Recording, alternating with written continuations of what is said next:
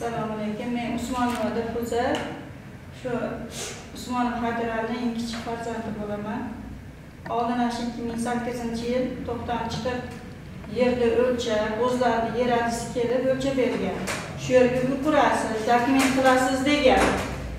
Keyin otam 50 yoshimiz kimda 50 yoshimiz Ma'murjon aka bilan G'o's registriga borgan 2008-yil. G'o's registriga borganda mana bunaqa dokument arxitekturadan dokument qilgan. Dokument qilib turib buni pechat bosadigan yerlarga otam amni etmaydi-da. Pechat bosadigan yerlarga pechat bostirmagan. Mayerga yozadigan mayerga yozib bergan nomerlarni. Qo'l qo'yadigan yeriga qo'l qo'yib pechat bosmagan. Originalini arxitekturadan olib qolib kopiyasini otamga oldirib bergan. Shu sizni dokumentingiz, shu bo'yicha uy solarasiz degan otam olib kelib turib bizga ko'rsatmagan. Men o'zimning turmushim bilan, akalarim o'zim turmushi bilan bo'lganman, otam dokumentda bo'ldi deb turib, endi uy solaramiz deb hashar, ustaga ham bermaganmiz, hashar nimasini uyda tutkizganmiz. G'ishini ham o'zimiz qo'yganmiz. Hali oshiqcha pul ketmasin. Pul bo'lsa yana qo'yasizda uni. Uyda tutkizganmiz. Endi mana anaqa dokument yo'q deganlar. Mana uni 2008-yil arxitekturaga topshirilgan, arxivga. To'xtam chiqqandan keyin ayol hukumatdan arxivga chiqdi. Jo'natganiga arxivga borib tekshirsa, tergovchi bilan bu yerdan ham yo'q qilib qo'yishibdi. Bizning nimamizda dokumentimizda 601-drobda 72 ta odamni dokumentdan to'xtamini ashunasini yo'q qilib qo'yishibdi. Ayol hukumatdan arxivga topshirilgan nima? Usmonov Oybek turibdi bunda. Arxivga borsak, bu yerda yo'q, Usmonov Oybek chiqmayapti. Mana shular hammasi o'sha arxivga topshirilgan dokumentlar. Bu yerda Usmonov bor. Bu yerda tekshirsak, arxivda o'g'larlikda bu yerda ham mashinalar yo'q qilib qo'ygan. Mana bularni qizib kitobdan dokumentlar. Jidalik ayol hukumati deyapti. Jim ayildagi odamga jidalidan dokument qilib qo'yapti. Misoli Jallavoddagi odamni dokumenti bilan jidal nima o'zgandek odamni uyiga dokument qilib qo'yapti. Haqqi yo'qda uni. Bu G'o's registrda ayb emas. G'o's registrda tekshirib chiqadigan bo'lsak, tepadan buyruq kelyapti. Arxiv bilan arxitekturalarda, G'o's registrlarda tekshirishman. Yuqoridan buyruq kelyapti. Kim u buyruq berayotgan desak ayta olmaymiz. Biz ham ishimiz o'zimizga kerak. Biz ham bola chaqa boqyapmiz. Tekshir deyapti, u melchi narsalarni tekshirib turib, imina shu G'o's registri bilan arxitekturani arxivda tekshirmaylar deb buyruq berib qo'yyapti. Endi hurmatli prezidentimiz Sadir Japarov sizdan so'rayman, shu buni ustida kim deb chiqsa, Ergashev Mohidar ekan, Karimova Ra'no ekan. O'shda eng 35 yillik Vishni razryadli aferist ayol ekan. Bu ayollar orqasidan juda ko'p ayollar, deputatlar jabr tortyapti. Sizlardan so'rayman. Qamchibek Tashivayevich. Qidirshayevich kechirasiz, uzr hayajonda hatto aytib qo'yaman, Qamchibek Tashiyev sizdan so'rayman. Akamisiz, ukamisiz, bizga boshliq ekansiz. Shunaqa yuzsizlarga jazosini bersiz. Aferistlar qachongacha yugurib shunaqa boyib yerda azoblar keladi. Juda ham bu ayol nima ekanki, mana uylari bor ekan. Hech qayerda ishlamaydi. O'tirgan uyini ko'rsangiz, prezidentlarning uyidagi sharoitda yashaydi. 3 etajli uylar, 12-15 sotlik uylar, mana uylar dokumentlari. Bu uylar hammasi bankda. Bankda nimasida turar ekan? Bankda pul to'lamaydi ekan, bankka kreditga qo'yar ekan uylar. 3 ta uy bor ekan. Hali uyda ko'rsangiz qasrda kim qayerdan oladi uyda o'tirgan ayol? Bizga o'xshagan odamlarning pulini kimdandir 40 ming dollar qarzi bor, kimdandir 75 ming dollar olgan, shunaqa odamlarning pulini aldab olib, uylarini aldab olib, uylarini dokument qilib sotib olib turib, shu uylarni solgan. Solib hozir bankda ham olyapti hukumat. Bankning nomida bu nimalar? Dokumentlar. Surishtirsa, arenda bankda pulini ham to'lamaydi ekan. Ashlarga dor surishtirib chiqdi-da. Bankda pulini olar ekan, bankda prosent hech nimasini to'lamaydi ekan. Hatto mana arendada ham bor ekan bitta. Bankka arenda to'lash kerak ekan. Uni ham arendasini to'lamaydi ekan. Qanday shunday? Hukumat qaraydimi shunga? Agar oddiy odam bir kredit oladigan bo'lsa, bir oyligini to'lamasa, darrov ijrat oladi. Bu ayol shunchalik kuchli odamni suyanib olib ish qilyaptimi? Bir narsa desa militsiyaga anaqa a'zosi, ha, militsiyani qo'lidan hech nima kelmaydi deb naqli gapiryapti. Militsiyalar meni qo'limda kaptimda o'ynaydi deyapti. Shunday ayollarni jazosini berishingizni so'ranaman. Sizni nomingizni bulg'ab, anaqa bo'ladi, anaqa qudam bo'ladi deydimi? Bizga shunaqa qo'rqityapti. Endi oddiy xalqni tarafini olayotgan Suyun Umurzoqov bunday mashinlarida nimasiga kun ko'rmasa kerak. Shunaqa mashinali ayollarni jazosini berishingizni so'ranaman. Mana hozir bugun 5-so'timiz. So'tga vahshiy kelmaydi. 4 ta so'ti bo'ldi, 4 ta so'tga hech kim kelmadi. Yo advokati kelmaydi, yo o'zi kelmaydi, ularning foydasiga chiqib ketadi. Biz borib o'tiramiz so'tda, ular kelmaydi, so't tugadi deydi, yana ularning foydasiga chiqadi. Men aytdim, ha, demak so'tam ularning dugonasi ekanda, o'rtoq ekanda, hammasini nima shunchalik boshqaradigan nima bo'lib qoldimi? O'shimizni bir kuchli odamlar bo'lib qoldimi bu ayol deb hayron bo'lib qolyapmiz. Sizlardan so'ranaman, prezidentimiz Sadir Japarov shunday mashinalarda eliga mana hukumatimizga ham ziyoni tegyapti ekan, kredit olar ekan-u, kreditini bermas ekan. Shularni jazolab, to'g'ri yo'lda, mezonli yo'lida jazosini berishingizni so'ranaman. Meni kızım yakında hakkını hem haberisizler. Meni kızım kaygısızlar. Meni kızım işte bana bilen sarsan bana yürüptü. Tuttu hocam gitti video oturuşlarında falan yaptım bol. Şimdi bir dakika hakkı verebilirsem milyon dolar bol. Şimdi koptu bir tane sakın bol verecek yer yapıyor. Yetim de hakkını unutun verirler yetim boz. Sen yanındaki gelip vuruşun nima qilib prezidentini yani hech kim kuchi yetmaydi menga dedi. Qanday yurtboshini kuchi yetmaydi.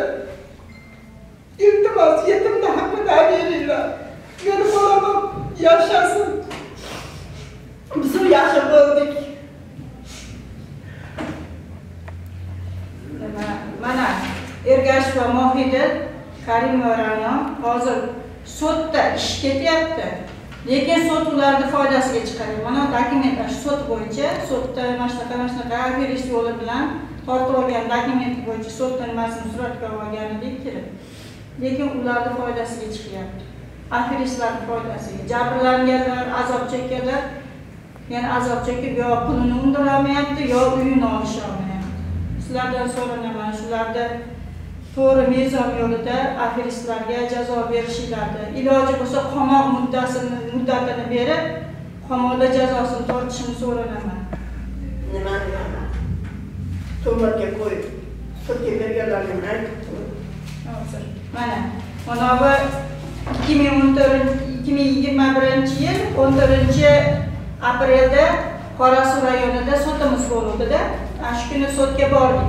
Borsa bizni sudga bormadi deb rishini chiqarib qo'ygan ular. Keyin shu kuni kirib turib, suddan chiqib turib, Qorasuv ro'vidasiga zaявление yozibdi 21-yil 14-aprelda otam 90ga kirgan otamni urdi, meni urdi deb zaявление yozibdi. 2 oy roza ichi aprelda, roza ichi mayda, iyunga Qorasuvga qatnadi. Qorasuvga qatnab ekspertiza meni ber, qani urgan jazoni nimalari desa bor dedi-da cho'zog'ida mana hozir ekspertiza qog'ozi yo'q, dokumenti yo'q. Hozir ular deran yopib qo'ydi. Yolg'on ko'rsatma berganlarga jazo bormi? Quruq tuhmat qilib misol, otam bilan meni bekor 2 oy Qorasuvga qatnattirdi. Isbotlamadi o'zini urganini. Quruq tuhmat bilan yolg'on ko'rsatma berganlarga 3 yildan 5 yilga jazo bor ekan. Nimaga bularni chora ko'rmaydi? Militsiyalar tayyor akirda qani isbotla desa isbotlab bera olmaydi. Mana endi hozir oddiy qog'ozni to'ldirib deylar yopib qo'ydik. Isbotlar urganini isbotlab olmagani uchun deb yana ozodlikda yana kimnidir qaqshatib yuribdi. Shunga ham jazosini berishini so'rayman. Shunaqa aferistlarni tezroq ko'rib, ishini ko'rib, to'g'ri mezon yo'lida qonun chiqarishini so'ranaman. Oturup yaşasak kendi bizi alıp bizi haydap çıkarıyaptı. Mesela tot kıynap kötüge çıksak hem uğrut, üyümüzge bastırıp girip ya miniseden korkmayaptı ular. Ya totke kesek, totke kemeyaptı, totke pulunu verip koy özü kemezden. Bizge bir karı bakmayaptı. Kakari milisege arize kıtagam karamayaptı, başka yerge arize kıtagam bana prezidentten hak gelip karaylar dese aşınıyan tutkunuyu veriyordu. Katalardan aşınımaya anlakaga tekstil yapacağım hatınga sen çektirmedi yaptıyken. O hatın yaptığını yaptıyken. Kaçanga takıyını yaptıyken. Oysa şundaka mesleği oğrular yaşayan yerimi kanaka azın yerimizi doğru. Ama doğruydu. Hemen tozaydı, şundaki iblatlar binaya kepkari bitti bizi kıyan yok. Mahallede 70'te 80'de odamda mahallede kılıp şehirler 10 metre çatılıp küçük oğullar, kuru oğullar, acırat oldu. Bizde kakarıplar, kendi oğullar yürüptü. Ne kadar kaya varamız. Maçanın 50 yıl karhozu işleyeceğim, yine işleyeceğim ben. Boğullarından karhozu işlem, karhoz yok boyunca aşağıda işleyeceğimi sanmazdım. O kızım ben işleyeceğim, anlat işleyeceğim. Kaçan geçen bizde kayıp, kendi oğullardır, tolaydı. Oğrular, yazdılar. Bunu çağırasını görədimi görmeydim mi? Siz çağırın. Prezidentimizden sorayınız. Bizi odamızdayken yolcu olacağım, yarınamız, bizge yardan derdim. Biz toyduk. Hayatta böyle varıştı iradı yok eken. Toyup gittim de. Artık yuvarlarımızdan dedi, başına kadar içinden dedi, başına başına. Toymuşum taşardı, yok kesesinden ne çırdan dedi, uğramayayım, hakaret ettim. Boğuların arkasından başladım, yomarların arkasından. Kaçaklıkla yomarlar küngelerdi, ulan elime çağıra görmeyecek. Minisini genetimete kaydırdı, başkasını kaydırdı yaptı, karama yaptı. Ne kadar dedi, pakana çevirmeden yaptan çöreğini geldim. Posta ayınında, biz odamızda yoksuluz ya. Posta oğlum, prezident oğlum, biz yaptan yeriyle. Allah'çılarını kollarsın, bundan az ziyade olsun, ağrıyız. Kendini tuhaf olsun, yalan söyleme, ödülüm yalan söyleme. Sıralarım yalan söyleme, kızlarım, oğullarım, ömrüler uzak olsun. Rızkılar barak olsun, kendiniler tuhaf olsun, yurdumuzdan tinç olsun. Bundan kiralı, diyada, mamırcılık, döküntülük, ortancılık olsun. Hürmetli olsun, yurt başımızdan, Allah'ın kaçağımızdan. Uzak ömür görüp, karının can paçalını yürüyene nasip kısın. Allah'ım. Ben Tursun varmam yere, şu çekişte oyan balanı, kaynanası bulanı, Osman Aybek'e verirken, tör söylediği yerde, tör kocalık adam yaşıyor. Adam köprü giden, o balanı yenas şu kahvesi işler görüyor. 7 ayda şu çalışan bir bakkan, ben onca kız vergenler. Ular işte bu farzandı var, ularga verilgan uy aşacha şaşırış uy solingan chek berilgani uchun hammamiz o'z qo'limiz bilan bidonlarni quyib, hashar yo'lida uyda 2008-yil qurganmiz. Nimaga to'y xo'jaligi yashab, qisilib yashashib qolishganicha ashaga uy so'yganmiz. Men qizim chiqish kerak edi. Hozir qizim 2-guruhda invalid qizi bor, 3 ta bolasi bor. Hozir endi bolalar ham nima bo'lib yuribdi, mana shunaqa to'polonda hali bolalar ham stress ahvolga tushib qoldi-da. Ashaga chiqib o'tkazsa kelib to'polon qilishadi. Dizellari bilan kelib suramiz deyishadi. Hali bolalar shu ahvolda qoldiki, hattoki maktabda ham duduqlarni gapiradigan bo'lib qoldi. Stress ahvolga tushib qoldi. Bilmaymiz endi nima qilishni bilmayapmiz. Topganimiz bitta bizniki emas, qarindoshlarimizni puli ham shu chekda orqasidan ketyapti. Endi boshqa yerda olaylik dedik, chek boshqa yerlarda ham cheklar yo'q ekan.